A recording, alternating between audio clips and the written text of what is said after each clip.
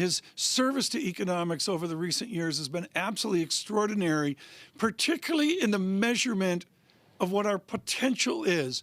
Michael Feroli, what is the potential GDP calculation of America given a pandemic? Is it possible to calculate that?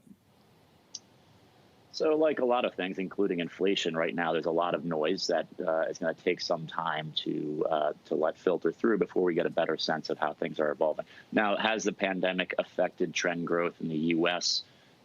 Perhaps. I think there's still quite a bit of debate about that. I think one of the easy things to say is that we've had a period of slower capital spending in the middle part of this year, which will hold back productivity growth. That said, capital spending, like many other aspects of aggregate demand, is recovering pretty nicely in the third quarter. So that's why I think it's probably wise to hold judgment here for at least a few more months to see where things settle before radically rechanging one's view of potential GDP growth. Mike, are you surprised by how balanced the inflation debate is right now? I would have expected overwhelmingly a consensus around disinflation, and that's not what we experience on any given day on this program. What are you experiencing in the conversations you're having? So I do think most people that I speak with are in the disinflationary or low inflation camp. But I think it's reasonable that there are going to be two sides to this debate because conceptually, the pandemic is both a supply shock and a demand shock at the same time. And so at least from first principles, there's no necessary reason to think that one side or the other is going to hold sway here.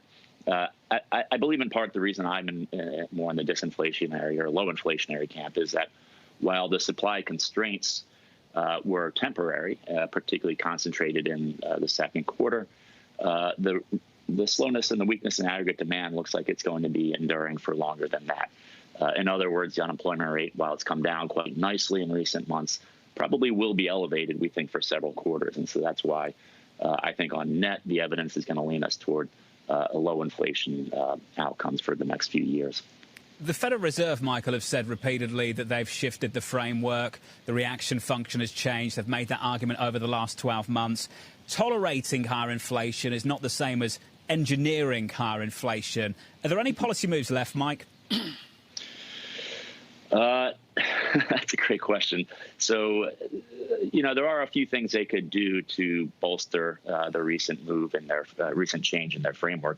None of them are going to be home runs here. So they can obviously tell the market that they're not going to hike rates until inflation gets above 2%, which is fine. And they'll probably eventually do that.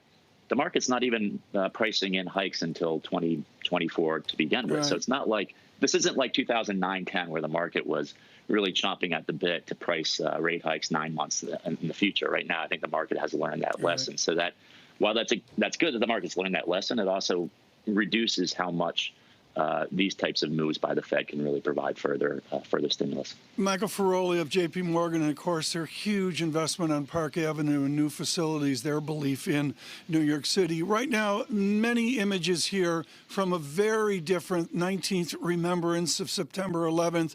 Right now, Vice President Pence and Karen Pence are walking into the ceremonies, again, very much pandemic affected. We just saw images of Vice President Biden and Dr. Biden, along with a former mayor of New York, Michael Bloomberg. I believe I saw Governor Cuomo there as well. I must say, Lisa Bramlett, it's a little. There's Vice President Biden. For those of you on radio, the images here are quite poignant. Lisa Bramlett, for those on radio and TV, it's just a whole lot harder to do this year because of all those masks. Yeah, especially when you look at the concept of mourning, when you look at the concept of resilience, usually it has to do with coming together, being face-to-face, being close. And that has been shattered by the pandemic. These images also raise a question about the recovery. And Michael Feroli, I do wonder what we're seeing with respect to the recovery of the labor market. I don't think we made enough of yesterday's employment figures, the jobless filings, that came in higher than expected, with the number of individuals receiving unemployment benefits actually increasing week over week. Michael, is this a significant data point that marks a turning, a sort of souring of the labor market that has been recovering at a pretty fast speed? So I think that's fair I think that's a fair response. One problem, though, is that these jobless benefit numbers, the weekly claims numbers, have been a bit skewed in recent months by issues with processing of filings. And a lot of those continuing claims that you mentioned is for this pandemic unemployment assistance program, which the reporting by the jobless claims numbers are reported by the 50 states and aggregated together. And how those states are reporting that has been not a very clean process. And so while on the face of it, I agree with you that it's not a helpful indicator that we've stalled in the progress we're seeing in those claims numbers. That hasn't been a perfect indicator in recent months. If we don't get another round of fiscal support, where will we end the year with respect to the unemployment rate? So we have something in the high sevens. I think without further fiscal support, that could be in the remain in the low eights. That said, look, I think the response that we're seeing in Capitol Hill, I wouldn't want to say fiscal policy is perfectly endogenous with respect to economic developments, but I think the fact that the economy has been performing well or better than expected, let's say, over the summer months, may have reduced some of that urgency in Washington to deliver more stimulus. So I think we have to take the lack of stimulus or lack of progress in stimulus alongside with the better numbers together when we look at how the economy is evolving here as we go into the fall.